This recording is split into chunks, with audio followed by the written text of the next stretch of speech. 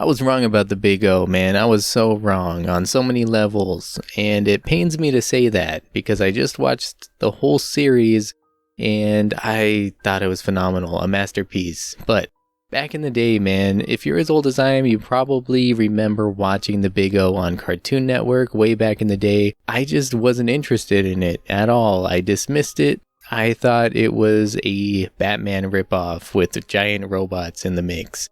It didn't look like the other anime I was into. I think my dad liked it. I had a friend who liked it. This friend wasn't really into other anime, but he liked this show a lot. For me, I thought it wasn't for me. I just couldn't see the appeal in it. Like I say, it didn't look like anime. It looked like an American cartoon, and I thought it was a Batman ripoff, which was not fair at all. But it does get compared to Batman quite often, and there are some good reasons for that. The main character, Roger Smith, sort of resembles Bruce Wayne. He's this dude who lives in a mansion. He's got this sort of hidden identity as the Dominus of the Megadeus, basically the pilot of this giant robot called the Big O. And he fights bad guys, and he doesn't use guns. He drives this black armored car, and he only wears black. He has a butler named Norman who kind of looks like Alfred, and not only does he kind of look like Alfred, but he's more than just a butler. He can kick some butt. He knows how to handle a gun. He's like a mechanic. He does all this crazy stuff. The character designs too, like look at the villains in this thing. They look like Batman villains. Everything about this reminded me of Batman the Animated Series. Now there's a good reason for this that I didn't even realize back then. This was animated by Sunrise, which is a Japanese anime company, but they also animated a bunch of episodes for Batman the Animated Series. Who would have guessed, right? Not me. This is news to me. So Batman is officially anime. There you go. My mind is blown right now. Yeah, Batman the Animated Series, just to go on a quick side tangent here, that was like a multinational effort. It was animated in several different countries around the world, Japan being one of them. I think a few different Japanese studios worked on it. They had some Korean studios working on it. They had a Canadian studio working on it. It was like all over the place. All that aside though, that's where the similarities end. No, it's not a Batman ripoff with robots. This is very original in a lot of ways, and it goes a lot of places I didn't even expect it to. I'm still reeling from the ending. I'm still kind of trying to process it, and I don't think I'm ever going to process it in a way. We're going to come back to that. I'm not going to spoil it for you. There's a lot to unpack here though. So the series is set in Paradigm City, a city where something catastrophic happened 40 years ago that caused everybody to lose their memories.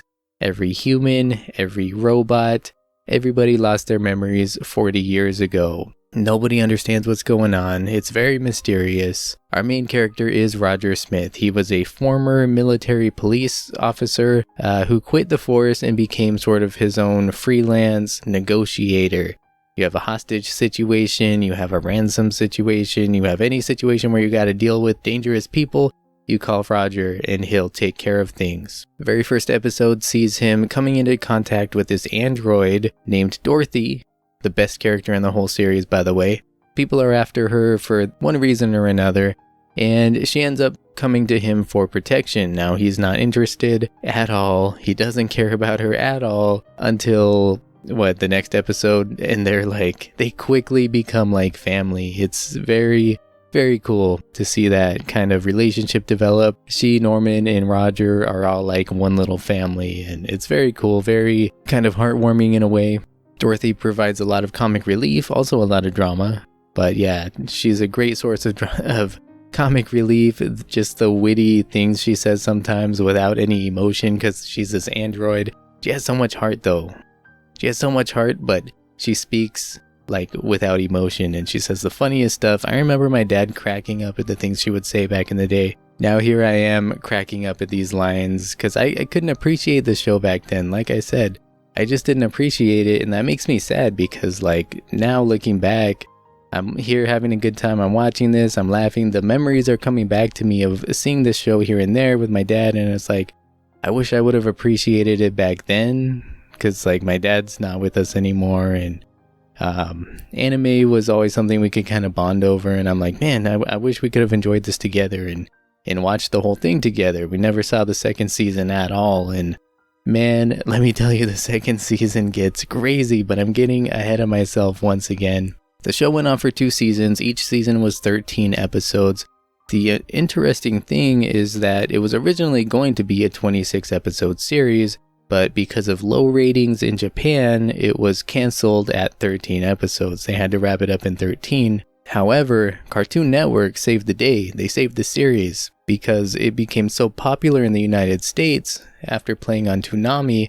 Cartoon Network went ahead and funded the next 13 episodes, so the second season, where we could really kind of see the conclusion as it was intended to be, more or less. The first season has a lot of world building, a lot of character development, a lot of episodic stories. We see minor characters introduced here and there.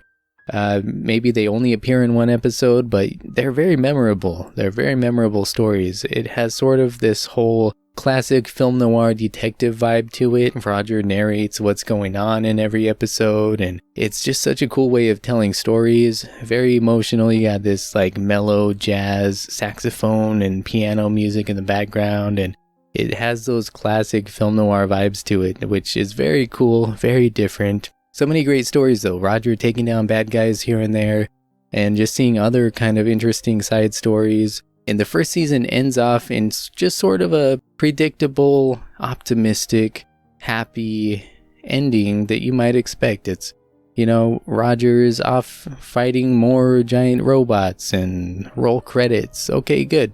But there's still a lot of questions unanswered. So thankfully we got that second season. And right away, man, they really go deep in some areas that were unexpected. As we're starting to see more and more of, you know, the mystery of the city and of the characters and all these forgotten memories and what's really going on under the surface. It really starts exploring all that, and it will confuse you a little bit, but all throughout there's even more big action scenes. And from what I understand, this was Cartoon Network's demand, kind of, is we want more big mech fights. So you get a lot more big mech fights, a lot more big kaiju fights, lots and lots of action in the second season on a grander scale, a lot of excitement up until that end point. And I will tell you, I did not expect it from this series, but the ending, which I will not tell you about, I will just say it will mess with your mind. It will completely throw you off. It will completely surprise you. I'm still trying to process it. I'm still recovering from what I just saw. And you know what? Yeah, my mind hasn't been so messed up after a series, like so confused, since like Evangelion. It's one of those huge plot twists, one of those huge reveals at the end, one of those things that just is a little ambiguous. You can't quite make sense of everything. You can try to, and I tried to, but then I went and looked at old discussions online about other people arguing about the ending. And I was pleased to see that everyone else was just as confused as I am. I read a big old essay someone wrote about what they thought the ending meant. And I was like, oh, okay, cool, that makes sense. All right, I get it. And then I scroll down and someone's like, wrong. Nobody can agree on this thing. And I think the smartest people just agreed that we will never truly know what they meant by the ending here. So just make the sense out of it that you want to, or just accept the fact that you will never fully understand it. But man, it really threw me off. At the same time, I'm feeling like this is a masterpiece on so many levels. Such a great series. And it's one that now, seeing the end and knowing what I know and knowing what I don't know, it makes me want to go back and watch the whole thing over again and see if I can kind of pick apart things in another way or get more out of it that I didn't notice certain things before. I didn't understand certain things before. See how it all makes sense more the second time around, maybe even a third time around down the road, you know? It's one of those that I would love to rewatch for so many reasons, and just because it's a good time all the way through. So many cool action scenes, such great characters, such great world building, great humor thrown in the mix. This is a masterpiece. The animation holds up really well. As I mentioned earlier, it doesn't look like most anime. You know, they got small eyes. The characters are a little bit simplistic looking, but the environments and the giant robots and everything have a lot of detail in them. It looks a little bit more like an American cartoon or like a Batman cartoon, you know? But it has lots of style, lots of substance as well. Just the way it tells the story, man, and the music that pulls you in and sets that mood.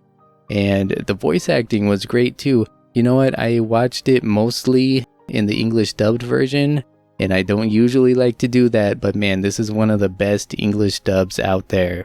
I gotta say, you got Steve Bloom doing the voice of Roger, and you've got the voice of Faye Valentine doing the voice of Angel on here. You've got Dorothy voiced by the same lady who does Millie's voice on Trigun, and so many other voices, and really, really strong English cast. One of the best English dubs out there. So I didn't mind watching this dubbed at all. I also checked out the subbed a little bit, and that was really solid too. I think maybe part of it might be the nostalgia, because I do remember seeing a few episodes when I was a kid, and I remember the voices from the dub. But on top of that, no, it's just a really good English dub. Top tier talent here. Always been a fan of Steve Bloom, and I mean, who's not, right? The entire cast is very, very good. Yeah, what more can I say about this? Again, without giving it away, just go into this knowing that it's full of surprises. Prepare to be a little confused, and right towards the end, you feel like you know what's going on. And then you see that last episode, and you're going to be like, nothing could have prepared me for that. Nothing could have prepared me for that. Totally not what I expected, and I wish I would have given this show more of a fair chance back in the day, because again, it was like bringing a tear to my eye, man. On multiple occasions, I was like, man, this is so good, and man, this is taking me back to my childhood, and man, why didn't I enjoy this with my dad when I could have, you know? And yeah, just one of those things. I was getting all emotional over it, but brilliant series all the way through. I got to give a big thanks to Calculated Declination for the recommendation here. That's the only reason I went back and watched this show, and I'm so happy I did. Calculated Declination left a comment asking me if I had seen this show, and I was like, you know what, I never cared for it, to be honest, but maybe I should give it another chance, and here we are today. So thank you for that. You know, this show is a little bit hard to find today. You can still get the Blu-ray collection on eBay for a reasonable price. At least in the US, there's no streaming site, no legitimate streaming site I could find to watch it on. Definitely, it's well worth picking up the Blu-ray. I do intend to do that. Yeah, I found some of the episodes here and there on the internet, and that's all I'm going to say.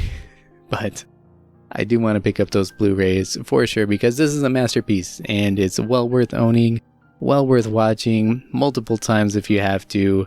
Yeah, it's a great time. Underrated, underappreciated, misunderstood. I can say that for myself, and just from what I've heard from other people too. A lot of people claim it to be, oh, this is Batman with robots. Apparently I wasn't the only one thinking that, but yeah, it takes inspiration from Batman, it takes inspiration from Metropolis, it takes inspiration from Evangelion maybe. Lots of stuff, I'm sure. But it does it in its own way that's very unique and just very engaging, very compelling. You just gotta watch it. If you haven't seen it, go watch it now. You owe it to yourself. Brilliant show. And yeah, I'm gonna stop gushing about it already. But yeah, check it out, guys. If you haven't, let me know your thoughts on the Big O. And we'll keep it spoiler free for the people in the comments. But yeah, thank you for watching today. Hope you have a great day. Be good to each other. I will see you next week. Take care.